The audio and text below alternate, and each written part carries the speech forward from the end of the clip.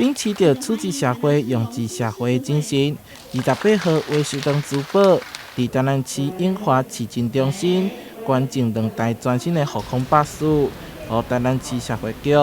副市长周清惠到场代表收证。同时颁发感谢状，感谢业者的诚心。这边的2台是甲阮心中拢澎澎彩，是一个非常大的一个捐助，对于我们社会局来讲，是一个真及时雨啦，因为市长上任以来，咱差不多汰换了将近有60台的富康巴士，但是咱全市来讲，咱的身障朋友需要协助的将近要10万人。为着善尽企业社会责任，威士登珠宝拢会发起募款、珠宝义卖等活动来做公益。